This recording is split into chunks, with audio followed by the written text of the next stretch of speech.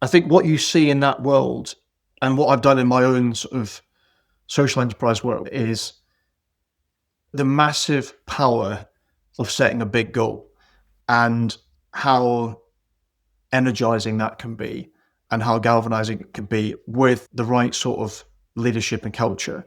So how it can crush you if you don't have that. That's perspective from Alex MacKenzie, our guest in this episode entitled Veteran Presence. Alex is an alumni of our academy, and his journey spans the military, extreme endurance challenges, and high performance leadership.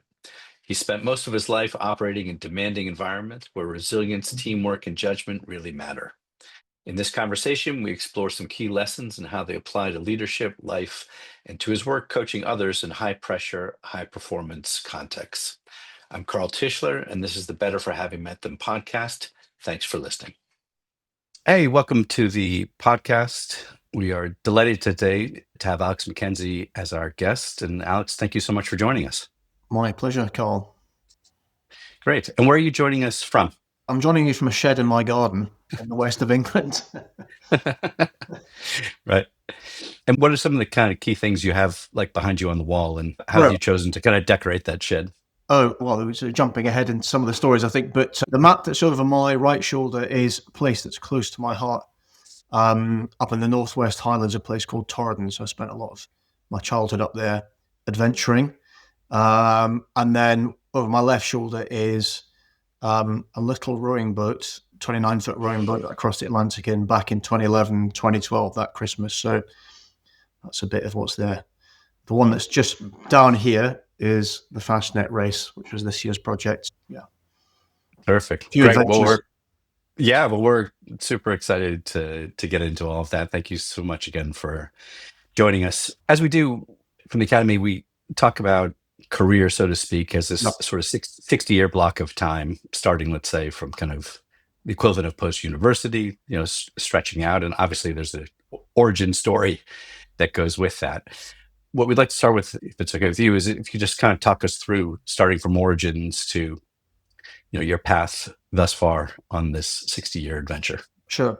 I mean, it's a good question because I think I've got quite an unconventional career. But there is a thread here of sort of taking myself into sort of high exposure environments, sort of higher jeopardy situation. And there's a lot to unpack there, but I guess, I started the first proper job I ever had. I spent a year in the army before I went to university, and it was a kind of experiment, which I thought was interesting. I didn't know what it would lead to. But it turned into a really pivotal, like a fundamental and profound experience for the rest of my career. So I did that year, did my law degree at Edinburgh, went back into the military, and I joined on September the 9th, 2001.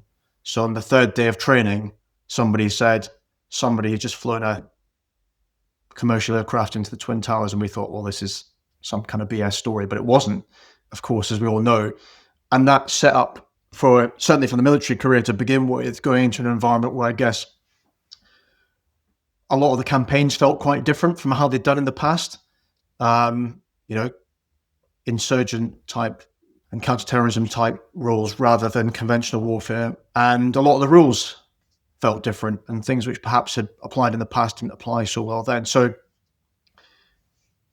I was, I think, fortunate to have a lot of the powerful experiences of being in those type of things, working, serving in Iraq and Afghanistan, but not the misfortune of a lot of the downsides that others had experienced. A very pivotal experience in terms of leadership, teamwork, the power of relationships, and the impact of lifting people up. And a lot of people in that world are not necessarily successful in the conventional education system, but the military is very good at bringing them up and exploiting their potential. So that was really my grounding. And I guess when I left in 2008, I took probably quite a sensible view in one hand, which is you got to accept that the experience you have is irrelevant to anybody outside, and people can't necessarily easily see how to translate it. So it's kind of about going back to the start and, being focused on learning. And that was I think a great principle to start off with. And actually I had quite an easy translation in my first role because we ran ended up running a fast track leadership, building and setting up a fast track leadership program for Walmart in the US for their high potentials, Mhm. which was sponsored by the CEO of the business, a guy called Bill Simon, who ran the US business. So that was, the learning was there, but actually a lot of what I was doing was translating a lot of things that I'd learned in the military into that context. A lot of that applied, which we can talk about later. But the downside of this obsession with learning and perhaps feeling like you're not really good enough for the role that you're in is you can do what I did, which was go on a path of where you go harder and harder into places which are further and further away from your comfort zone. So yeah, I had a strategy role for a strategy and innovation business, very high exposure projects where we were helping C-suite to build a culture of innovation in their business by doing practical venture building. And that was psychologically very exposing for them, which meant those relationships were quite challenging. So it was really exciting, but again, hard. I then joined an Israeli AI business, spent about 3 years there, ultimately running the partnership with McKinsey. And again, big challenge because less so now, but even at the time, emergent technology, quite scary for a lot of our clients and very important to do a job to make that accessible and make it commercial and focus on the impact, not the tech. So very interesting project. But the arc of all of this was going to harder and harder places and going further and further away from, I guess, what I, really cared about, which was the leadership aspect and lifting people up and, helping people fulfill the potential in their roles. So that was a huge part. And that's what's taken me for what I'm doing today, which is really around helping highly ambitious individuals who want to make a big transition even within their role or to a new field in a way which is energizing and fulfilling for their career. Awesome. And what was it when you talk about being on that trajectory, and not just from a kind of career standpoint, but from almost like a mindset standpoint of, as you say, pushing for harder and more different things, to what you're doing now, where you are, I know you very much, but extremely skilled in this. What was it that nudged you or got you to change trajectories and change tracks onto this one? Was it any one particular thing? Yeah, something that changes everybody or gets people to sign a deal. The pain has to be big enough for you to make Right. the shift. And I was in a role where I, I was really out of my comfort zone, and being in that position meant that it was psychologically very hard to perform well. Like Carl, I know you know about tennis. It's the end of the game, really. You Right. even if you've got the skills to be successful, 80% of what is to deliver that success is arriving with confidence, being able to make good choices, being in control. And it didn't feel like that. So it became a very hard place to exist. And it had a lot of spillover into my personal life, working 12 hours a day, 6 days a week, being available for my children physically, but not being present. And that was something which, was a tipping point for me because it wasn't sustainable and it wasn't a future that I wanted to have. The interesting and kind of depressing, if I can put it that way, fact, though, is that a lot of people still don't make that change. They stay stuck. I mean, the pain is significant and it's there, but they lack the momentum and the move to actually make a change out of it. It is there. Were there any other things that just sort of helped you or inspired you? I think, well, certainly, most of this time post-military has really been in founder-led companies at various stages from sort of seed to Series D. I think what you see in that world and what I've done in my own sort of social enterprise work, which we might talk about later, is the massive power of setting a big goal and how energizing that can be and how galvanizing it can be with the right sort of leadership and culture, of how it can crush you if you don't have that.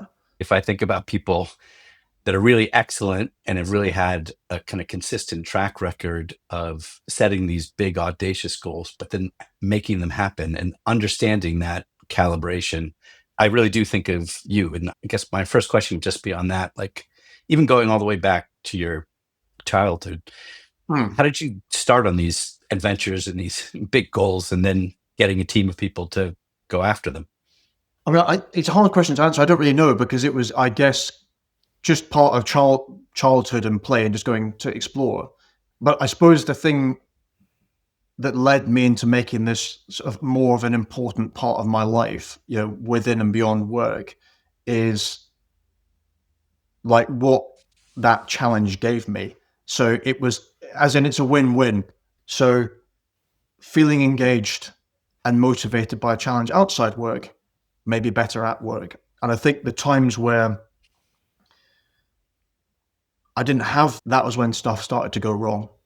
So, Mhm. and with the best example being I was working, on this big strategy project for a C-suite client, one of the top 10 FTSE companies. And I worked to the point where I literally went to introduce a presenter at a workshop we had and just blacked out on the floor and sort of opened my eyes to be surrounded by the exec team, like a train, sort of scene from Train Spotting, all standing around me. So I Yeah. think that I've always found that having that other aspect was complementary to work and was important. And, of course, and it's the best example of that is when I set up this social enterprise and this big project, fundraising project, because it was all about the power of the goal and the sense that you felt authentically and viscerally connected to it as a means to make things happen.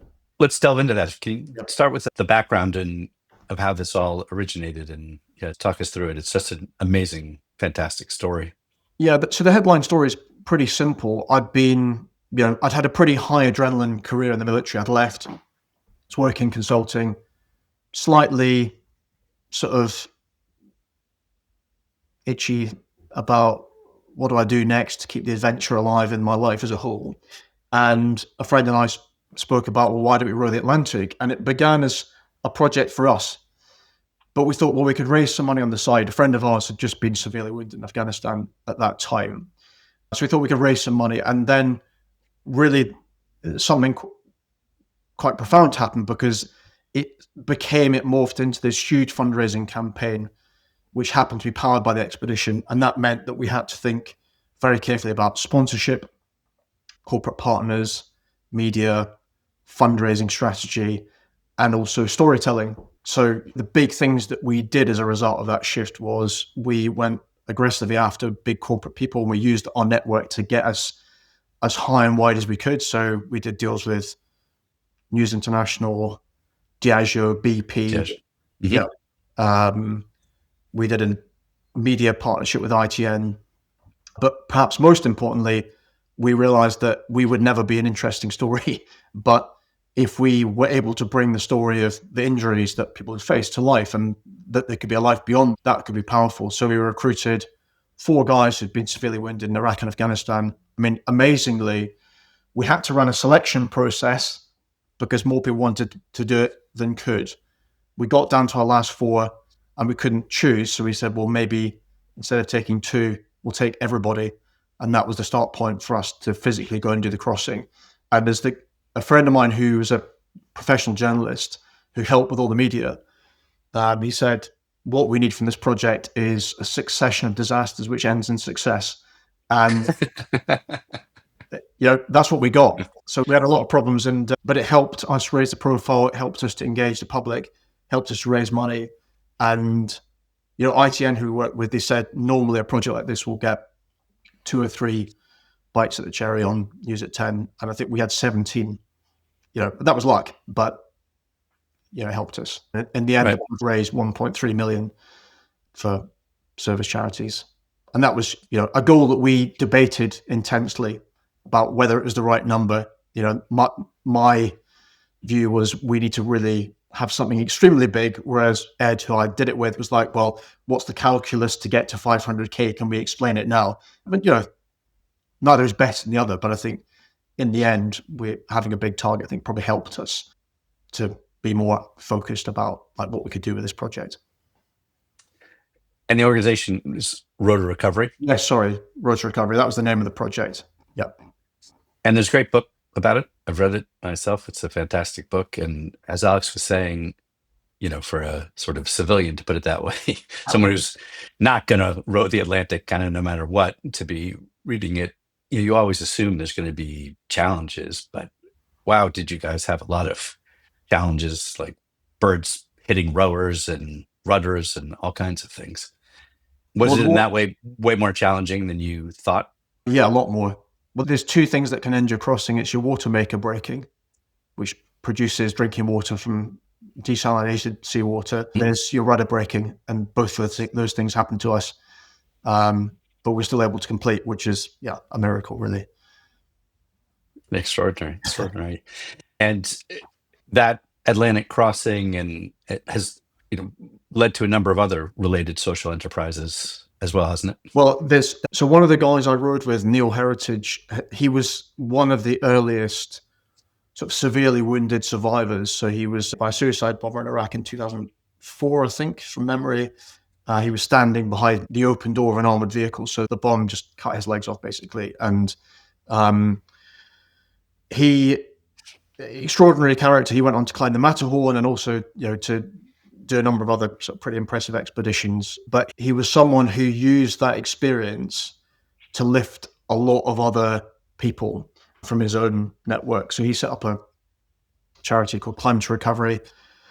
Essentially therapy without therapy, but it's an opportunity for people to get together. It's very informal. There's no kind of sharing circles or anything. You turn up. If you want to climb, you climb. If you want to sit and have a coffee, you can do that. But it's very powerful for individuals who have had pretty awful experiences, struggling a lot afterwards. And for many of them, this is the first time they left the house for, a year. So I've been involved in that as a trustee. And I have to say, it's been as someone who's served, even for me, it's been a very sobering experience to see the post-operational impact for a lot of individuals is gigantic. Yeah. Alex, in relation to these ambitious goals and these projects like crossing the Atlantic or other ones out there, it sounds like they're things that are very ambitious. What do you think is your sort of formula or approach for these things that allows you not just to set them, but to make them actually succeed? Well, there's a few ingredients. I mean, one is having a supportive wife. That helps a lot because it doesn't make your life simple operating in this way. So that's, I guess, point number one. So I'm lucky, very lucky in that regard. The second one, the problem is this stuff sounds trite, but it is really about just starting. And I think, for clients that I work with in my coaching business, like a book which is really was quite insightful for me was one called Working Identity. I don't know if you've ever heard of it, but the main point of this book is, how do you expect someone to leave school or university and know what career they want to have, having never done it? You can approach your career a bit more like an entrepreneur and just say, well, how do I get experience and learn about things by doing them, and use that to speed up my understanding about what matters to me and what the reality of these things is like. So it's treating your own career like a startup. I mean, Reid Hoffman's written The Startup of You. It's this exact same idea. You run experiments at a lower risk to help you understand what you want to do. I guess the other thing is, with the row, there's a topic in coaching called embodied coaching, which is really about like how you connect to that more sort of visceral physical reaction and response rather than just being rational about what you do. And certainly, so there's this idea of something called the whole body yes. Now, when I was talking to my friend about doing this rowing project, I mean, we had no clue how we're going to deliver this. Do a crossing, something we'd never done before, with people we hadn't met yet, with no experience of doing it. It didn't look good to start off with if you looked at it from a kind of science project point of view. But for us, and certainly for me, I could say it was really clear. I felt like I have to do this and I'll find a way. So when I made the decision to commit to it, I was clear in my own mind, I'm going to ask my company to support me. If they don't support me, I will leave my company. So that was something which I just felt. It wasn't fully irrational. And in the same sense, the other side of that is I took a job once, and at the end of the interview, I thought the last time, my heart was pumping for about 2 hours, and I thought the last time I felt like this was in an ambush in Afghanistan, but I couldn't recognize at the time, well, that is a red flag. And again, that's something for my coaching clients is how do you actually build a better awareness of your own intuition, because it's easy to lose connection with that if you're busy and you're smashing your deadlines. You're not asking, well, is this really what I want? We touched on it a bit before in terms of what your engagements are like with clients. What are the challenges typically and the sort of places they find themselves in where they come to work with you? I think, well, probably the simplest way to put it is inflection point. There's a couple of categories I can sort of pick out. So I worked sort of at the back end of last year with some guys who were Olympic rowers, looking at what they were going to do post Paris 24, and they had to really decide: it's a kind of all or nothing approach. So am I in for LA another 4 years of this? Am I done? Shift. Okay, that's an easy thing to understand. I'm going to, a high level. But then the deeper question for these guys is, how do I take what I value from this, which is being a top 0.1%, being an elite performer, and find a way to build something new where I'm comfortable with the fact that I'm not going to be in the top 1% or 0.1%. I'm going to be on a path to that. So that's one example. And then the other is, for a lot of the clients I've had, they're in these high growth environments, startup to scale up.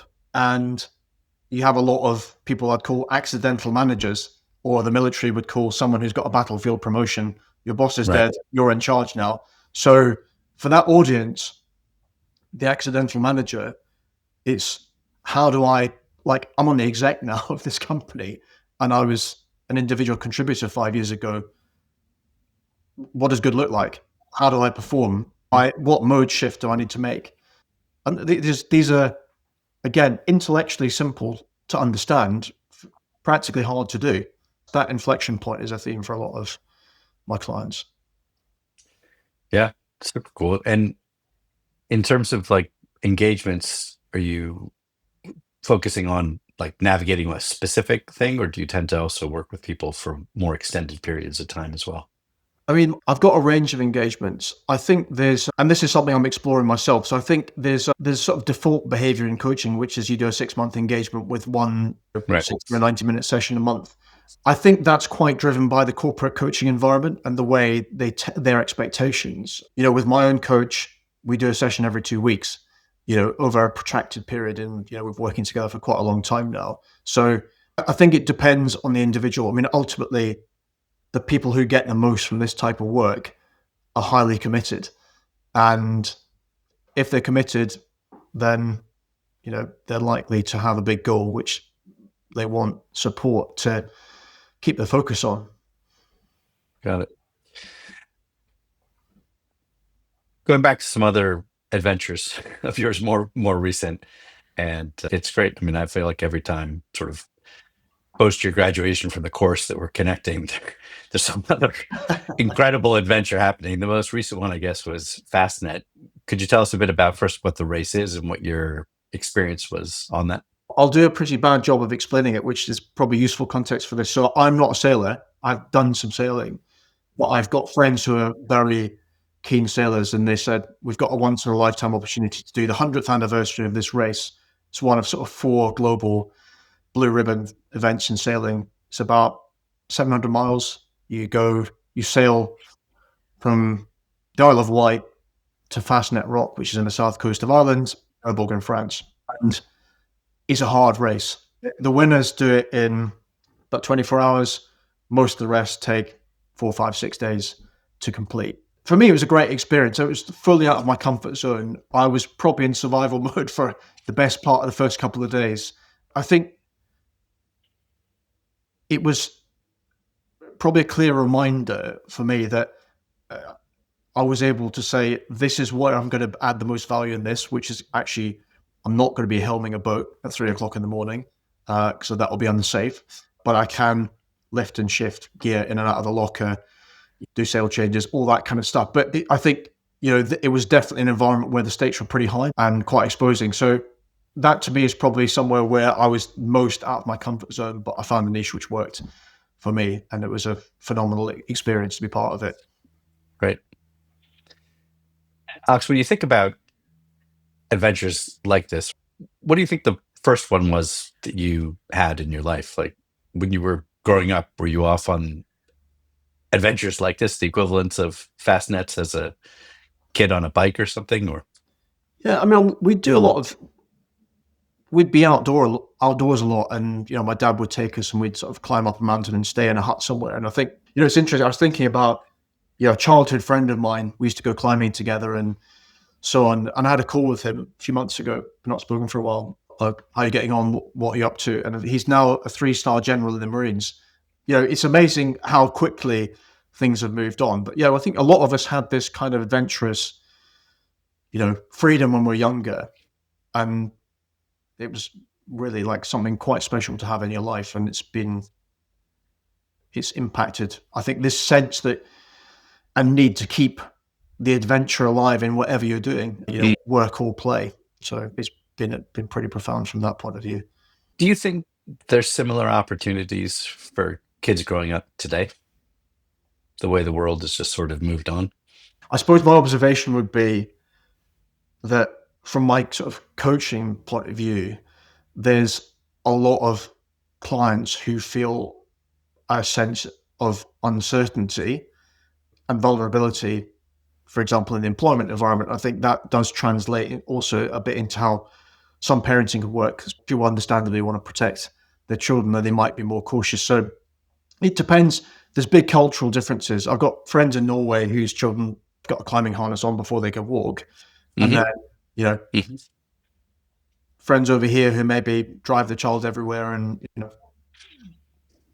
keep quite a close hold on them. But that's their call. But I think there is this kind of, people are more cautious. I'm a parent, and obviously I don't let my children do anything they want, but I try and encourage them to climb a tree and take a bit of a risk.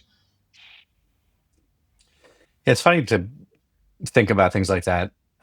Like growing up, the 5-second rule on food on the floor, or, Yep. the dogs are licking dishes and stuff like that. I mean, I wouldn't say, I mean, I grew up in suburban Boston and the country, but I feel like we had a lot more freedom. You just disappear with your friends and your BMX gang or whatever, and you're off doing these, that I it just think feels that, yeah, there aren't the sort of similar things as prevalent, at least. I think you're onto something important, though, in the sense that experience and relationships, I would see as something which becomes, well, I hope they don't become a luxury, but I think they've become ever more important in the age of technology, because it's easy for a lot of things to become commoditized. So this idea of connectedness, people, relationships, and so on, and experience like adventure, I think can be even more important now as a balance to how work is changing. So I think it's a very important topic, and I've got a lot of friends who are very committed to that, that experience for their clients as well, is to like bring in nature, physicality, and the outdoors as a means to help them achieve, performance in other aspects of their life. Yeah. On that, I don't want to sound old and trite and preachy, but I probably am going to sound all of those things, and maybe I am. But one of the new tools that we're developing for Frontier 2, which is like after the foundation course, is we refer to it as BQ, which is Beyond Quit, Right. which is engineering instances where it's not pain for pain's sake or struggle, but it's like actually making sure that in your life you've got a regular experience to be working beyond a level that you want to quit, and continuing to do it in its most basic level, and obviously not in extreme circumstances. But I just, I do feel like there are these things that are structurally kind of missing, right? It's like avoidance of pain or avoidance of challenge is like not optimizing. It's kind of, it becomes a hindrance, I think, at a certain point to people in their life and in their career. Yeah, I mean, I think that would certainly be my perspective. I don't want to impose it on someone else, but I think there is, for me, it's important to have that opportunity to challenge yourself. I guess that all these things have a flip side, and certainly what I saw in sales organizations that I worked in was this idea, like the beyond quit mentality, was helpful up to a point, but they had an Right. expression. There was an expression which is, if you had an important meeting or an important stage in a deal, it was called penalty moment. Okay, so everyone had to get organized and think about how we're going to deliver on that. But when everything becomes a penalty moment, you got a problem, because you can just burn yourself to a crisp. And I think being discerning around, like, what's the one thing that's going to make the big difference, to an important question as well, because otherwise you're back in perfectionist mode and everything's got to be great, and it becomes unsustainable. Right. And as we talked about, perfectionism is high standards gone awry, right? It's a Yep. positive thing. It's something that we pride ourselves on. But if it's not managed, if it's not calibrated, it it's not just that it doesn't help us, it becomes downright destructive. Yeah. And I think one of the things, if I was making a pitch for you as a coach, Alex, I think that Alex has, that I've seen, and gotten to know Alex as a student in our academy also, is the practical experience of calibrating drive and ambition and growth with sustainability, right? It's like if you're going to do things that are very driven and ambitious, you're playing with fire, but you got to be wise about playing with fire if you're going to Yeah. do it. Right? Yes. You don't always have to get burned by it, but you have to do it with a high level of skill. Yes. And that's why, as we're talking about, we both, working with very driven people out of there. I think that's something that people don't factor in, right? Just being driven enough is not enough. It's like nothing could be more inevitable for a driven person than complete burnout, right? We're all like a car that only has an accelerator pedal. So if you're not managing these things, if you're not finding through mentorship or like with Alex through executive coaching a way to bring awareness and wise management to this, like, what's going to happen. The script is already written for it, like Yeah. that. The awareness thing I think is important, because if I think about that, the Row project, that was basically like running a small business for 2 years to do all the work to set it up. And I Mhm. had a full-time job as well. So I was working till, midnight every night or beyond on this project and on the weekends. And it was energizing. I enjoyed it. So I think there's an element, if you look at the hours, it's a bit of a flat earth way of thinking about the impact of your work. But if you look at the meaning it has for you, that's something else. And, one of the things which, and certainly the trap I fell into, is I think there's a lot of pressure to perform and develop, which is healthy if you're doing it in a direction which you have chosen. Right. But, and you have an awareness about, like, this is the path that I want to be on. But for many of us and many of my clients, they're very busy. So the choosing bit, we think we have done or we haven't done. Um, and, so I think in my case, the reason that I got myself to a point that was unsustainable was because I'd confused other people's goals with my own. And I thought, Mhm. well, I was doing something that I thought this is the right thing to do. This is the next logical step in rounding out my experience, but fit for the things that I cared about, and therefore became unsustainable. Whereas the row was, from an hour's point of view, a gigantic commitment, but it was energizing. And, we had hard meetings and difficult challenges. And even as we were facing them, we felt like this is part of the adventure. Let's just enjoy it. Yeah, it's interesting. You were touching on it before, perhaps particularly earlier in your career, where you're in a situation at work that, for whatever reason, is not ideal. You need to do it. You're not happy, and the tendency, especially when we're younger and have more energy, et cetera, and feel things maybe more viscerally, is to have something outside of work. Like, I wrote an entire full first draft of a novel when I was doing private equity. I come back from the office at midnight and sitting at home and write till 3 in the morning regularly.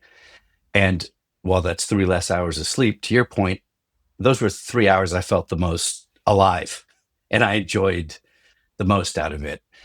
The net effect of it, as you were saying before, though, is that the load on you and your family is so heavy.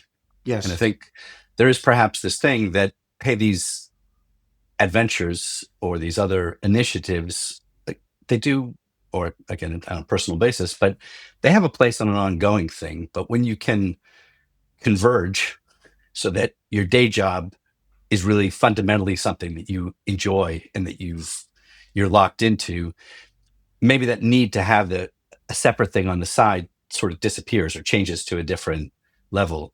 Do you feel that at all? Now that you're doing what you're doing? Well, I think there's an important nuance here. I don't think your career needs to be some kind of hedonistic experience, which is sort of like joyous every hour of every day. And I don't think that's realistic. So it's more about finding something which is meaningful to you.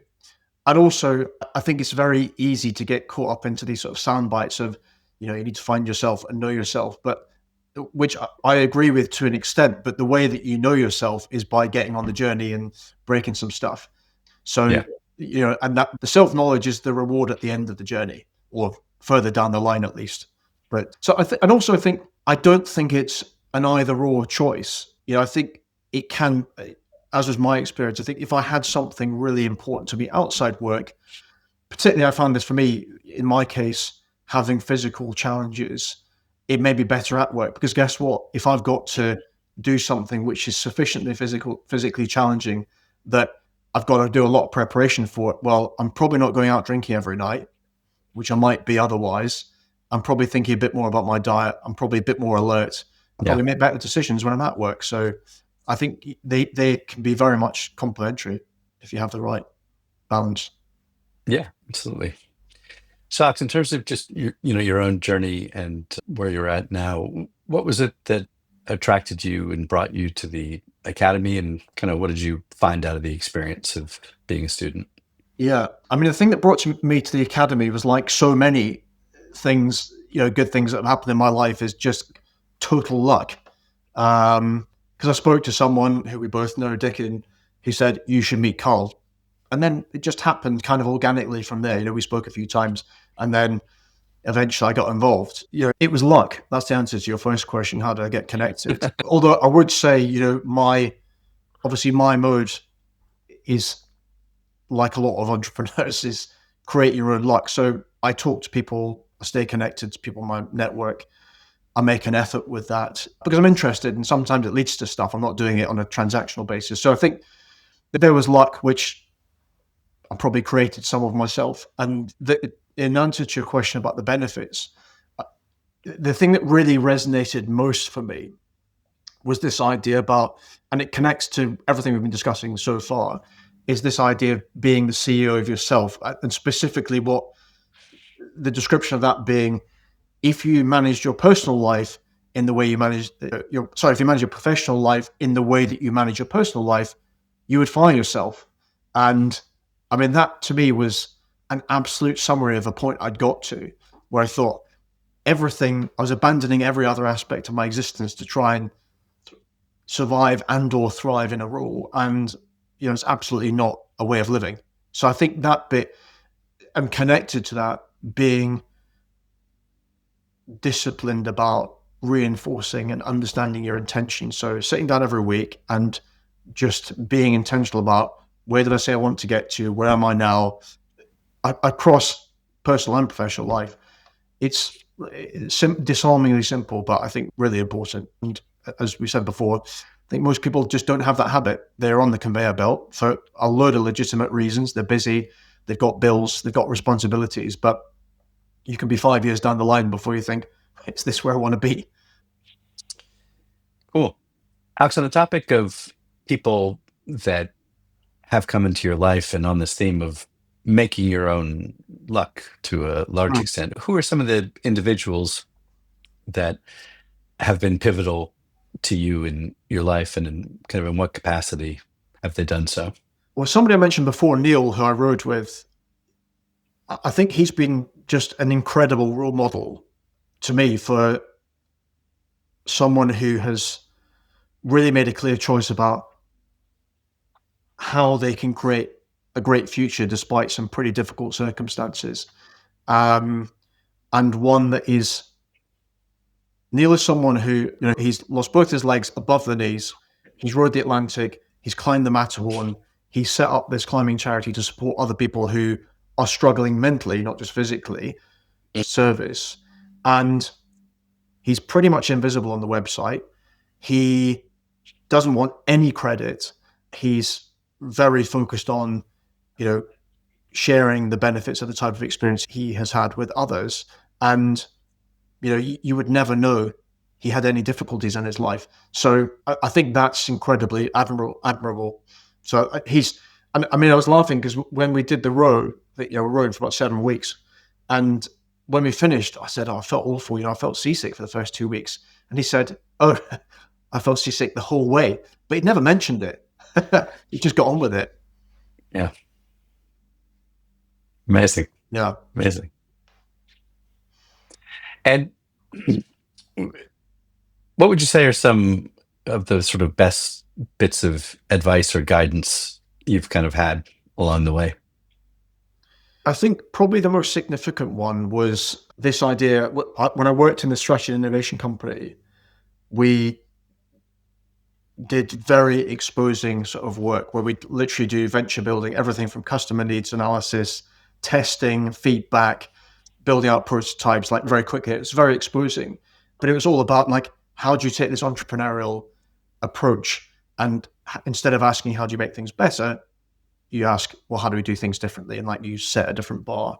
And I think what I saw in that was just the massive power of taking a small action immediately, whether it's picking up the phone, reconnecting with someone, asking for help.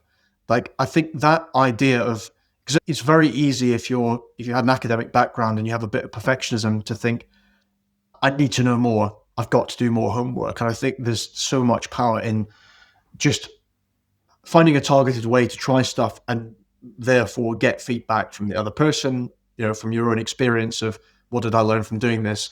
That's huge. So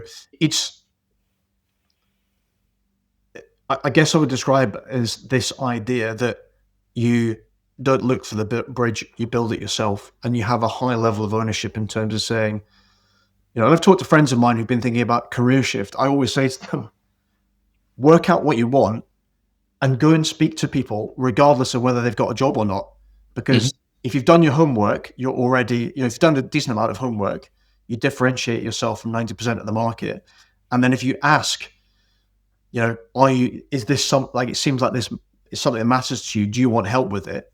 Then people will say, well, thank God, somebody who actually has done their homework, they've got an idea, you make it easier for them to say yes. And guess what? There's no one else in the interview process. So I think I love that idea of creating your own opportunities. And I think it's something which people that you reach out to find very refreshing, because you arrive having solved, or at least even if you haven't solved the problem, you've shown enough initiative for them to think, well, if you've done this from outside the building, what are they going to be able to do if we hire them? Probably something special. Actually, we've had some extraordinary colleagues, teammates, boatmates, in the different contexts of your life. How did you find the experience in the academy of working in that context with the group there and the cohort? How'd you enjoy that? I think one of the things which was striking in the academy was the consistent degree to which people who were objectively successful question themselves, had their own challenges, and benefited from being part of a collective. That sort of community aspect was really important. So I think that was huge. And I guess these things are hard to explain because you have to experience them. It's a great environment to be in, and it's very reassuring to be surrounded by people who are both high performers but also have a level of honesty about their own challenges. So somebody asked me once, recently actually, it was probably in the last 6 months, can you be driven without ambition? And I thought, well, that's an incredibly stupid question. Well, how? Of course you can. But then I realized, well, actually, probably a lot of people are quite driven, but they're being driven by someone else's agenda, because ultimately you sign up for a company, and a big part of it is complying with the rules of the game and the culture of the organization. So it kind of makes sense, but that's fine as long as you're consciously signing up to it. But I guess if you're a passenger and you're floating on the tide of, well, this is just how it is around here, and you stop making choices, then it's problematic. I would never be saying to, I'd never be saying to people, oh yeah, you need to put the corporate world behind and you should never engage with it and it's toxic or whatever. It's not that. That's not view. It's all about, are you choosing to be there? And that's it. So I think, I had a discussion with someone a long time ago and they said to me, are you running your life or is your life running you? And I thought, shit, because, I was on a bit of an autopilot, but when you're on autopilot, you don't really think about it. So you don't recognize it. That's like just an absolute express ticket ride to unhappiness. It's just a question of when and how it boils up. Well, actually, I think for a lot of people, it's not necessarily unhappiness. It's just this kind of ambivalence and acceptance. The agency bit is vitally important because as long as you're choosing, like that to me is more important than anything else. Just be choosing. It doesn't mean everything's going to be gravy from there on in. Like the choosing will involve choosing to accept the pain of a level of ambition and what that involves, but also the rewards. So I think that's a big part of it. And I was listening to an interview with Bill Bezic, the sort of sports psychologist, and he Mhm. said you'd ask his athletes three questions: what do you want? You know, how hard are you prepared to work, and are you prepared to suffer? But he said most people just can't answer the first question, and it's the same in. I've not had any coaching conversation which hasn't really gone in the following way: what do you want to get from this session? You set a goal, and then you spend a lot of the time finding out, well, what is the goal behind that? You don't really know to start off with. You're not in the habit of asking those type of questions. You are not necessarily introspective enough to understand the criteria for what good looks like, or to be thoughtful or intentional, as we talk about. So I think there's just that decision. Like choosing is an easy thing to understand, but even setting the parameters for that is like, it's a lot of work, but it's worth doing, in my opinion. Yeah, it's so interesting. I was speaking earlier today with a friend of mine who's a chief people officer of a scaling up business about this question of intentionality and building it in. And we were talking about in Texas, high school football is like almost pro level in lots of ways.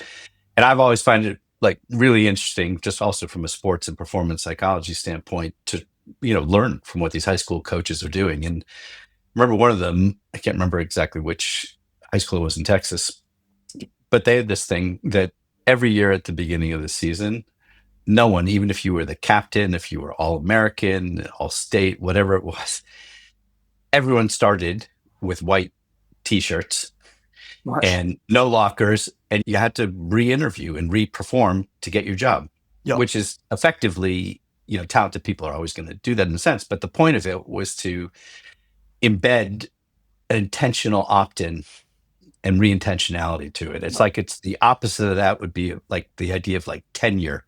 Yes. And I think, what tenure can do if you're trying to grow a high performance company, it's like it's one of your worst possible things. It's because tenure is passivity. Yes. Alex, we've talked about this idea of journey into uncertainty, Yes. sometimes because you want to, other times because it's out of necessity. And we've talked about it in different contexts. What's your experience been like in that journey to uncertainty in terms of taking CEOs and leaders with you, like on that process? Yeah. Um, well, the simplest answer is very challenging because it's psychologically hard, and especially for, I think, a lot of the CEOs I work with on these sort of big venture building innovation projects, they had a career that was based on building up knowledge and expertise, which meant they always had the answers. And they're now being put in a position where they have to be experimental and accept that they don't. So in their case, we were looking at how can we find customer needs that are not met or we're not serving fully, and build new ventures to support those. And it was, to be able to get people to do that, one, you had to build trust quickly. And one of the ways was to create an incredibly simple and disarming structure so people couldn't say, I don't understand, because it was amazing how quickly people would say, I don't understand, even if it was quite clear what you're trying to do. but also to accept that some people ain't going to join the train first time round. We Right. had people who you could see them on a conference call or in the meetings that we had. They crossed their arms and sat back in the chair. And, that's going to happen. And I understand why people are resistant. But we saw there was a very clear thread in those projects of people who accepted and had the humility to say, I'm prepared to go out and do something which feels uncomfortable. But it also required me and the other people I worked with to have a stake in that. So we had to be a role model, go and do some of the things we did, which was literally come up with the customer need we thought we could serve and walk out on the street and speak to people, just approach people who fit that profile and ask them the question. I mean, that is not complicated to understand, but I can tell you that it doesn't feel great to go and do it. So that there was a huge part of structure and simplification, but also being leading by example as well. That was a big part of it too. And it was ultimately what this audience need to do as well, because you've probably experienced this, but if you're a senior person, you say, we want more innovation and it's simple, go and bring these ideas, then again, it's quite, unless you have a toe in the water of what this actually takes to do it, it's hard to really understand what it takes to make it happen, and beyond it. We had a client who was from a big airline and we produced these ideas with him. And then he went round the airport, literally talking to people about, what do you think about my idea? And about 10 people just basically told him to bugger off, which was unusual for someone of his stature. But he was able to realize quite quickly, I've got to get smarter about how I can communicate and simplify this, and also think about how I can show up confidently to persuade people to even give them my attention, rather than relying on being the most senior person in the room. Alex, in terms of your career working with corporates, strategy and innovation and otherwise, were there any other major engagements that stood out as really impactful or, opportunities for real learning for you? Yeah, I think the first role that I had at the military was this pilot project for Walmart. So they wanted to build leadership academy for their fast track. So this is people going to store and market manager, which, I mean, to put Walmart in context, there's stores that are doing $150 million of revenue, markets that are doing $1 billion. So these are actually big businesses.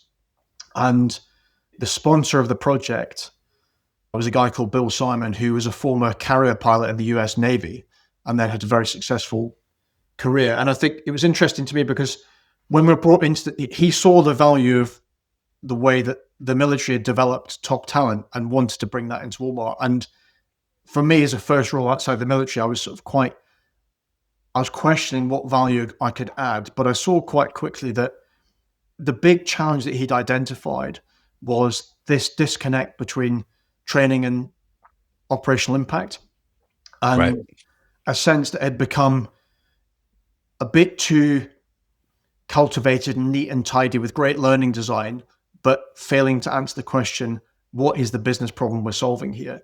And we were able quite quickly to take a pilot into a national level project for like a whole US wide project, both for the store and the market manager cohort, but also to have sort of a broader impact on the business. Because one of the things we were doing is, instead of having theory, we'd say, let's bring in the most senior people from the company, the head of logistics for the whole organization, the head of marketing, and get them to talk about what matters from their perspective today, which is disarmingly simple, but it was very powerful. It made people feel like this is something which is real and something I can use.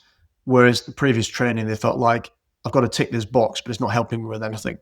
So it was and I think also there's a huge sort of transformational impact on a lot of the individuals because they hadn't really had proper leadership training. So what you saw was people who had a leadership title, but they didn't believe that they were a leader.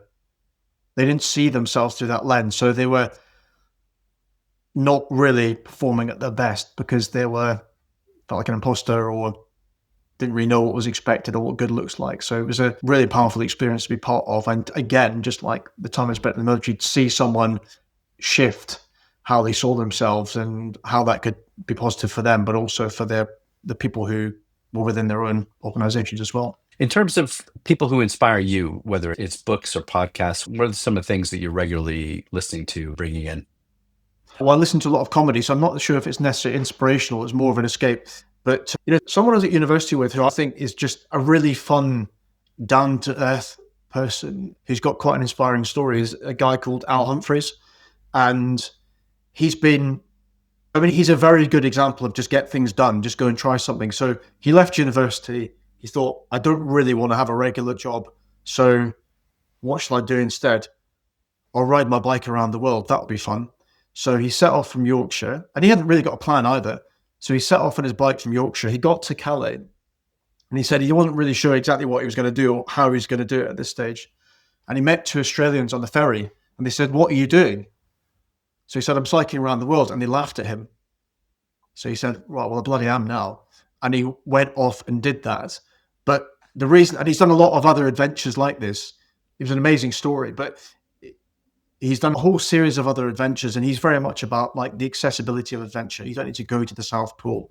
Like, how do you bring adventure into your daily life and or into make it more accessible?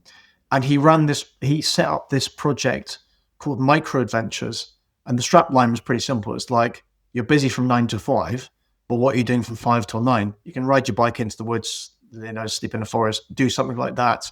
And he ran it through a flagship. He set it up through this flagship expedition, which was a full circumnavigation of the M25, pushing his stuff in a shopping trolley. And I love the kind of the lack of pomposity about it. It was about like, this is fun. We don't take ourselves too seriously. And by the way, like, you can do this. He's not a jacked guy who spends all his time in the gym. He's just some ginger bloke from Yorkshire who happens to think it's quite fun to go and do all these things. I think I really enjoyed his outlook. I think it's fun and sort of inspiring in a very accessible way. Mm-hmm. Actually, we touched a little bit at the beginning about your military career. Firstly, the year before university, and then, of course, your service thereafter. If you were to think about like a couple of key things, like just out of that experience, I know that's lots of different experiences, but a couple things out of that someone who's a civilian would kind of, particularly benefit from or learn from that experience. Easy. Communicate in a way which is appropriate to the consumer of that information. So, in other words, know your audience. But I think what I see in a lot of the sort of startup scale-up environment is technical people with deep expertise who struggle to translate what the company is trying to achieve to the grassroots level. And they get very angry about why people are so useless. And as soon as you ask the question, well, what is the goal that has been set for them? And do they understand it? Many times they can't answer the question. So I think the military is very good at translating the message to the level at which it'll be consumed. No one says to a private soldier, here's UN Security Council Resolution 328, go and read it. And then after you've done that, you can assault that trench. It's not really how they think. There's a process by which you give them the right amount of information for the role they have. And that's as relevant in any corporate environment as it is in the military. That's one. And I think the other one, which you get taught about in training, and I really like, is that you're a leader all the time. And what that means is people are watching what you do and whether your actions are consistent with what you say. It's about integrity. And it's not about having an unachievable standard. It's just about being consistent. And I think as soon as you break that integrity, then you lose your authority to lead. And that's really important. And there's many people who do it well in the corporate environment as well, and many people who get it wrong in the military too. But I think seeing the impact of that, and in very small ways, like a good example, you're told never criticize your boss's decision in front of your soldiers. Go and have a discussion with them, and if you can change their mind, change it. But if you can't, then you got to commit to it. What were the ways for you in your career and to a leadership position that you feel like you particularly grew or matured into? I think one of the best jobs I ever did was recruit training. So you take people who had come straight from school or they had limited career experience. They might have had a job before, but a lot of them didn't. And take them through a 28 program from being, completely green to, in some cases, they leave the parade square and get straight on a helicopter and go on an operation. I mean, it was that sort of environment. So I think it was a very rewarding environment to be in because you could see a very visible shift in an individual very quickly. Parents Mhm. would say to us when they'd pass off, "My son, for the first time ever, looks me in the eye." It's a small thing, but it's part of a broader shift that they're making in their own sort of confidence. So that was rewarding because of the impact on the individuals, but also, working in a training team like that where we were together all the time. We had great relationships. We challenge each other a lot as well, but it was like great relationships, great team with like a very clear structure. In some ways, it was quite simple. Like we had a clear set of rules around how we could run what we're doing, and Mhm. you just focused on like moving these people as hard as you could. And I think there were people in that system who you could have set them on fire and they would have passed. Like you could do anything to them, but it was the people who you know maybe needed that extra bit of attention.